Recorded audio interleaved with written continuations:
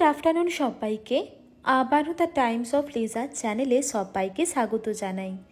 আজ আবারও নতুন একটি ব্লগ নিয়ে চলে এলাম তোমাদের সাথে। বেশ কয়েকদিন বৃষ্টি হওয়ার পর ওয়েদারটা অনেকটাই ভালো রয়েছে, আকাশ থেকে বুঝতেই পারছো। আর আজ সকালবেলা থেকে দেখলাম বেশ ভালোই রোদ দিয়েছিল। এখন যেহেতু দুপুরবেলা, এখন আবার ওয়েদারটা দেখছি একটু কখনো মেঘ করছে, আবার কখনো রোদ দিচ্ছে, এরকম একটা অবস্থা। যাই হোক, সময় এখন ঘড়ির কাঁটায় প্রায় 3টে বাজে। আজ আমি ভেবেছি একটু ঘরটাকে নিজের মতো করে গুছিয়ে নেব। সেই উদ্দেশ্যে আমি এখন চলে এসেছি বেডরুমে। তাই বেডরুমে এসে পরে প্রথমেই বেডটাকে আগে গুছিয়ে নেওয়ার চিন্তাভাবনা করছি। আর চিন্তাভাবনা করতে না করতেই সেরকমই একটা কাজ করে বসেছি একটা বেড কাভার নিয়ে। তো চলো বেশি দেরি না করে বেড কাভারটা পাততে পারতেই আজকের এই ব্লগটা এখন থেকেই শুরু করে দিচ্ছি। এই বেড কাভারটা আমার অনেকগুলি বেড কাভারের মধ্যে একটি পছন্দের বেড কাভার বলতে পারো। সত্যি বলতে যে কালারটা রয়েছে না, এই কালারটা আমার অনেক পছন্দের। অনেকে হয়তো ভাববে যে এটা একটা ব্ল্যাক কালারের বেড কাভার, কিন্তু তা একদমই না। এটা একটা ডার্ক গ্রিন বলতে পারো। অনেক সময় যে ওই শ্যাওলা কালারটা বলা হয় না, ওই শ্যাওলা কালারটা যখন খুব বেশি ডার্ক হয়ে যায়, ঠিক সেরকমই একটা কালার। আসলে আমি আমার বেডরুমের মধ্যে ব্ল্যাক কালারটাকে একটু অ্যাভয়েড করি। বিশেষ করে বেডরুমের মধ্যে যে চাদরটা থাকে বা বেড কাভারটা থাকে, সেটাকে সবসময় চেষ্টা করি যে একটুখানি লাইট কালার হোক বা একটুখানি ব্ল্যাকটাকে অ্যাভয়েড করা যদি হয়, ঠিক সেরকমই একটা বলতে পারো। তো এখানে দেখো যে বেড কাভারটা পাচ্ছি, তোমরাও হয়তো এবার বুঝতে পারবে যে এটা কিন্তু ব্ল্যাক কালার একদমই নয়, একটা ওই গ্রিন কালারের বলতে পারো। আর এর মধ্যে যে প্রিন্টটা দেওয়া রয়েছে, একটা হচ্ছে চাঁদ রয়েছে, আর তার সাথে রয়েছে আইফেল টাওয়ার। সত্যি বলতে খুব ইউনিক, মানে খুব বেশি হিজিবিজি না, খুব সিম্পলের মধ্যে বেড কাভারটা। আর আমি মাঝে মধ্যে না এরকম বেড কাভার ভীষণভাবে পাততে ভালোবাসি আমাদের বেডের মধ্যে। তো দেখো, এবার তোমরা হয়তো ভালোভাবে বুঝতে পারবে যে অনেকটা ওই প্যারিসের যে আইফেল টাওয়ারের যে থিম, ঠিক সেরকমই একটা বলতে পারো। তো এটাকে আজকে ব্যবস্থা করে আমি একটু পেতে নিচ্ছি। অনেক দিন হয়ে গিয়েছে এই বেড কাভারটা পাতা হয় না। সত্যি বলতে এই বেড কাভারটা এতটাই কোয়ালিটিটা ভালো যে যতবারই এটাকে আমি পেতে রাখি ততবারই মনে হয় যেন এটা একটা নতুন বেড কাভার। তো যাই হোক, আমি এখন বেড কাভারটাকে একটু আস্তে আস্তে করে নিজের মতো করে সেট করে পেতে নিচ্ছি।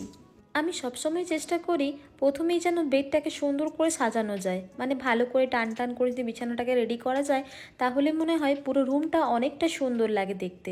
মানে সবসময়তে আমি এটাই মনে করে থাকি, আর এটা খুব ছোট থেকেই আমি মনের মধ্যে গেঁথে নিয়েছি। তাই সবার আগে কিন্তু ঘুম থেকে উঠে যাওয়ার পর বেডটাকে আগে সেট করে নিই। তারপর বাকি যে কাজগুলো থেকে থাকে, সেটা ঘরের হোক বা বাইরের, সেই কাজগুলোকে আমি করতে থাকি। যাই হোক, আজ যেহেতু অনেকটাই লেট হয়ে গিয়েছিল, আর তাছাড়া ঘুম থেকে ওঠার পর আমি ঠিক করেই নিয়েছিলাম আজকে বেড কাভারটাকে চেঞ্জ করব। যাই হোক, এখানে কথা বলতে বলতে বেডটা আমাদের সেট হয়ে গিয়েছে। তাছাড়া কিন্তু এখানে যে বালিশগুলো রয়েছে সেগুলোকেও এবার আমি সেট করে নিচ্ছি।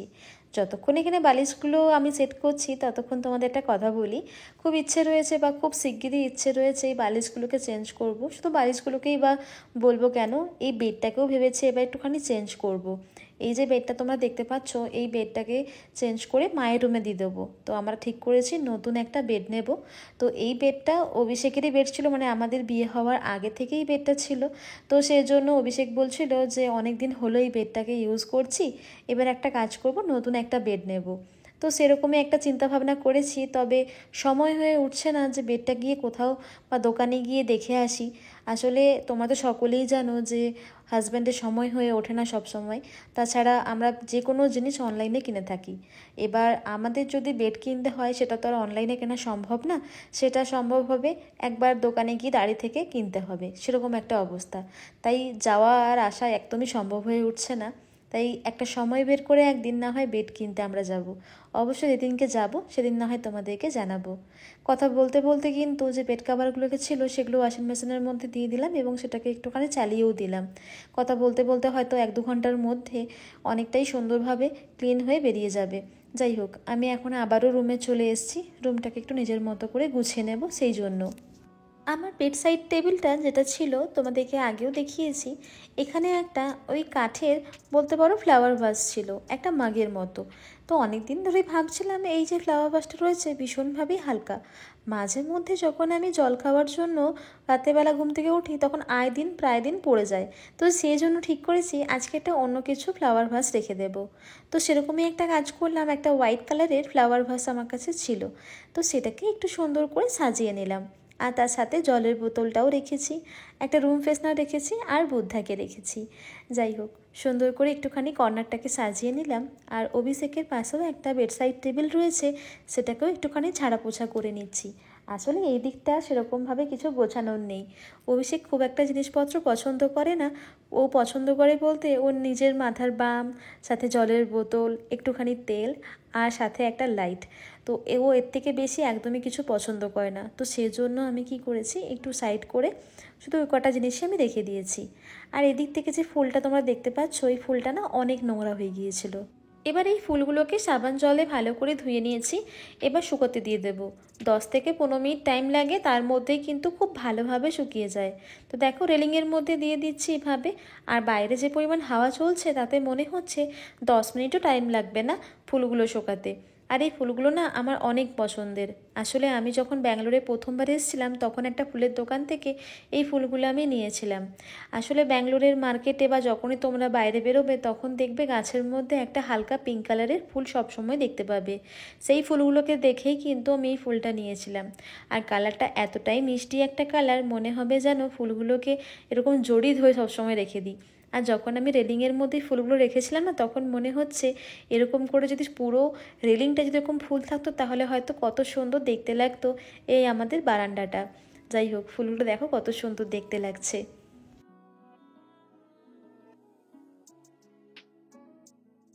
ওদিকে যতক্ষণ ফুলগুলো শুকাচ্ছে ততক্ষণ ভাবলাম যে রুমের এই যে কাবার্ডগুলো রয়েছে এগুলোকে একটুখানি মোছামুছি করে নিই। আসলে এগুলো খুব একটা সময় হয়ে ওঠে না মোছামুছি করার জন্য, তবে ধুলোও দেখছি বেশ ভালোভাবে পড়েছে। খালি চোখে হয়তো ভালোভাবে ক্যামেরার উপর দিয়ে দেখা যাচ্ছে না, তবে যদি খুব ভালো করে দেখা হয় তাহলে এর মধ্যেও কিন্তু ভীষণভাবে ধুলো হয়েছে। তো সেই জন্য ভাবলাম একটুখানি শুকনো কাপড় দিয়ে ভালো করে মুছে দিই, তাহলে হয়তো একটুখানি পরিষ্কার হয়ে যাবে। মাঝে মধ্যে অবশ্য কলিং দিতেই হচ্ছে, না হলে একদমই হচ্ছে না। তো সেজন্য আমি কি করছি, এভাবে মাঝে মধ্যে একটুখানি কলিং দিচ্ছি, তারপর আবার ভালোভাবে আমি মুছে নিচ্ছি। আর আমার মনে হয় যে কোনো ফার্নিচার যদি ভালো করে মোছামুছি করা হয় না, তাহলে আমার মনে হয় সেটা অনেক দিন পর্যন্ত চলে, সেটা যারই জিনিস হোক, সেটা আমার হোক বা অন্যের। তো সেজন্য দেখো আমি কিন্তু খুব ভালো করে জিনিসটাকে মোছামুছি করে নিচ্ছি। আর আমার কাছে প্রত্যেকটা জিনিসই কিন্তু আমার নিজের বলেই সব কিছু কাজে ব্যবহার করে নিই। সবসময় যে বলবো যেটা অন্যের জিনিস বলে যে আমি সেই জিনিসটাকে অপরিষ্কারভাবে রেখে দেবো বা খারাপ করে রেখে দেবো, তা কিন্তু একদমই না। তো তুমি যদি ইউজ করছো সেই জিনিসটা, আমার মনে হয় সেটাকে ভালোভাবে গুছিয়ে রাখা সেটা তোমারই দায়িত্ব। তো যাই হোক, কথা বলতে বলতে কিন্তু আমি এখানে ভালো করে পুরো যে কাভারটা আছে সেটা ভালোভাবে আমি ক্লিন করে নিচ্ছি। আমি সবসময় পছন্দ করি আমাদের এই ছোট্ট বেডরুমটাকে আমি আমার মতো করে গুছিয়ে রাখার। আর আমি খুব একটা বেশি পছন্দ করি না আমাদের এই বেডরুমের মধ্যে বেশি হিজিবিজি করে গুছিয়ে রাখার। আসলে অনেককেই দেখেছি যে অনেক রকম জিনিসপত্র বেডরুমের মধ্যে রেখে দেয়, কিন্তু সেটাকে সবসময় হয়তো গোছাতে পারলো না কোনো কাজের চাপে। তারপর যদি অগোছালো থাকে তখন কিন্তু রাতে ঘুমেরও অনেক অসুবিধা হয়ে থাকে, এটা আমি মনে করি। তো সেই জন্য যতটুকু প্রয়োজন আমাদের এই বেডরুমের মধ্যে ততটুকুই কিন্তু জিনিসপত্র আমি রেখে থাকি। তো দেখো, খুব সিম্পলভাবেই কিন্তু আমাদের বেডরুমটাকে আমি গুছিয়ে নিয়েছি একদম নিজের মতো করে। আর তোমাদেরকে বলেছিলাম মনে আছে, আমাদের বেডরুমে আমি সবসময়তে ময়ূর পালক রেখে থাকি। তো দেখো, এখানে কিন্তু 3টে ময়ূর পালকও আমি অ্যাড করে দিয়েছি। মনে করো যাদের বিবাহিত জীবন ভালোভাবে চলছে এবং হয়তো আরও ভালো করার চিন্তাভাবনা রয়েছে, তাদেরকে আমি রেকমেন্ড করব এরকম দুটো ময়ূর পালক সবসময় রাখার। তো দেখো আমি কিন্তু রেখেছি। আর তারপরে দেখো আমাদের এই বেডরুমটা দেখতে কীরকম লাগছে। এখন চলে এসেছি আমি কিন্তু আমাদের লিভিং রুমের দিকে। আর আজ ঠিক করেছি যে আমাদের এই লিভিং রুমটাকেও কিন্তু খুব সুন্দর করে গুছিয়ে নেব। আর আমার কাছে মনে হয় ছোট্ট ছোট্ট যে পরিবর্তনগুলো থেকে থাকে, সেই পরিবর্তনগুলো যদি একটু একটু করে করা হয় তাহলে কিন্তু শরীর এবং মন দুটোই কিন্তু ভালো থাকে। তো সেরকমই একটা চিন্তা ভাবনা করে কিন্তু আজকের এই ছোট্ট যে কর্নারটা রয়েছে ফ্রিজের পাশে, তো এই জায়গাটাকে আমি আজকে একটু গুছিয়ে নেব। তো সেরকমই একটা চিন্তাভাবনা করে কিন্তু আজকে এই যে কর্নারটা রয়েছে সেটাকে গোছাবো। তো এই যে লাইটটা রয়েছে এখানে আসার পর থেকে কোনো রকমভাবেই লাইটটাকে ডেকোরেট করা হয়নি। তো ভাবলাম আজকে একটা কাজ করি, হাতে অনেকটাই সময় রয়েছে, তো সেজন্য আমি আজকে এই যে লাইটটা রয়েছে এটাকে একটু সুন্দর করে নিজের মতো করে গুছিয়ে নেব। সাথে তোমাদেরকেও দেখিয়ে দেবো যে আমি কিভাবে এই লাইটটাকে একটু গুছিয়ে নিচ্ছি। এই লাইটটা তোমরা তো জেনেই আছো যে লাইটটার মধ্যে 3টে থাক রয়েছে এবং 3টে থাকের মধ্যে কিন্তু তোমরা নিজের মতো করে সুন্দর করে গুছিয়ে নিতে পারবে। তো আমি সেরকমই একটা চিন্তাভাবনা করে আজকে কিন্তু এই লাইটটাকে গুছিয়ে নেব। এই লাইটটাকে বসানোর আগে প্রথমে আমি কিন্তু জায়গাটার পরিমাপ করে নিয়েছিলাম। আসলে এই লাইটটা কিন্তু খুব একটা বেশি বড় না, তবে যে ইয়েলো কালারের কাভারটা তোমরা দেখতে পাচ্ছ এটা কিন্তু অনেকটাই বড়, কখনো কখনো এদিক ওদিক হেলে যায়। তো সেই জন্য আমি প্রথমে কি করলাম, জায়গার পরিমাপ নিয়ে নিলাম। আর লাইটটা জ্বালানোর জন্য যে কেবেলটা যাবে সেই কেবেলটা লাগানোর মতো কোনো অপশান আছে কি না সেটাও কিন্তু আমাদেরকে দেখে নিতে হবে। তো সেরকমই একটা চিন্তাভাবনা করে কিন্তু সব জিনিসটাকে আমি রেডি করেছি। তারপরে কিন্তু লাইটটাকে আমি অ্যাড করলাম। তাছাড়া যে হোয়াইট কালারের ক্যাবিনেটটা তোমরা দেখতে পাচ্ছ, এই ক্যাবিনেটের ওপরে কিন্তু অভিষেকের যে ল্যাপটপটা থেকে থাকে, তো সেই ল্যাপটপটাকে কিন্তু আমি চার্জ করি। তাই প্রতিটা জিনিসকে মাথায় রাখার পরই কিন্তু এখানে একটা এক্সটেনশন কর্ড লাগিয়ে নিয়েছি পর্দার পিছনে। আর এই তারগুলো তবে কিন্তু দেখা যাবে না। আর আমার কাছে মনে হলো যে এই তারগুলো দেখা যাওয়ার থেকে সবথেকে বেশি ভালো হয় যদি পর্দার পিছনে যদি একটা এক্সটেনশন কর্ড লাগিয়ে নেওয়া হয়, তাহলে আর কোনো রকমভাবে সে জায়গাটা দেখতে বিশ্রী লাগবে না। তো সেই জন্যই এরকম একটা ব্যবস্থা। তো দেখো কত সুন্দর করে জায়গাটাকে গুছিয়ে নিয়েছি, আর দেখতেও কিন্তু অনেকটা অন্যরকম লাগছে। মাঝে মধ্যে ছোটো ছোটো পরিবর্তন কিন্তু সত্যি মনকে অনেকটা খুশি করে দেয়। তো এইবার দেখো লাইটটা জ্বালানোর পর কতটা সুন্দর দেখতে লাগছে।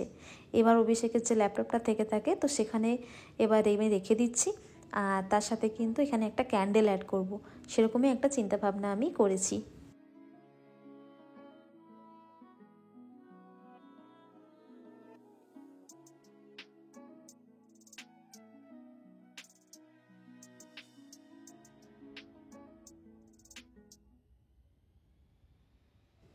এদিক থেকে কয়েকটা জিনিস আমি অর্ডার করেছি ব্লিঙ্কিট থেকে।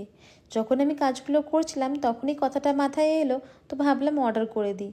আসলে অর্ডার করার ছিল একটি মাত্র জিনিস, তাই সেই জন্য ঠিক করলাম যে একটি মাত্র জিনিসপত্র তো আর অর্ডার করা যায় না, তাই তার সাথে একটুখানি আলু টমেটোও অ্যাড করে নিই।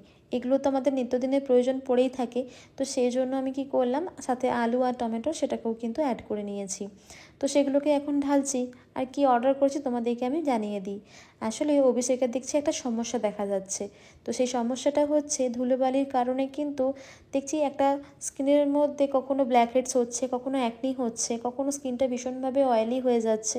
তো আমি ভাবলাম একটা ভালো কিছু যদি ফেস ওয়াশ ওকে দেওয়া হয় তাহলে হয়তো এই প্রবলেমগুলো দেখা যাবে না। তাই অভিষেকের জন্য নিয়ে নিয়েছি কিন্তু ডট অ্যান্ড কির একটা ফেস ওয়াশ। আর তোমাদেরকে আমি দেখিয়েও দিয়েছি শর্টসের মধ্যে দিয়ে যে কোন ফেস ওয়াশটা অভিষেক ইউজ করছে। আর যদি তোমরা পরবর্তী সময়ে জানতে চাও তখন না হয় তোমাদেরকে আমি আরও একবার জানিয়ে দেবো যে অভিষেক কোন ফেস ওয়াশটাকে ইউজ করছে। আর যাদের মনে করো ওপেন পোরসের সমস্যা রয়েছে বা হয়তো অ্যাকনির সমস্যা রয়েছে, ব্ল্যাকহেডসের সমস্যা রয়েছে, আরও মনে করো স্কিনটা সবসময় অয়েলি হয়ে যাচ্ছে, তো তাদের জন্য আমি বলবো যে এই ফেস ওয়াশটা কিন্তু একদম পারফেক্ট একটা ফেস ওয়াশ, তোমরা ইউজ করতে পারো। আর অভিষেকের জন্য হঠাৎ করে আমি এরকম কেন ফেস ওয়াশ আমি অর্ডার করলাম, এর পিছনে একটা স্টোরি আছে। আর এই স্টোরিটা আমার মনে হয় মানে সব হাউস ওয়াইফদের হয়তো এই প্রবলেমটা ফেস করতে হয়।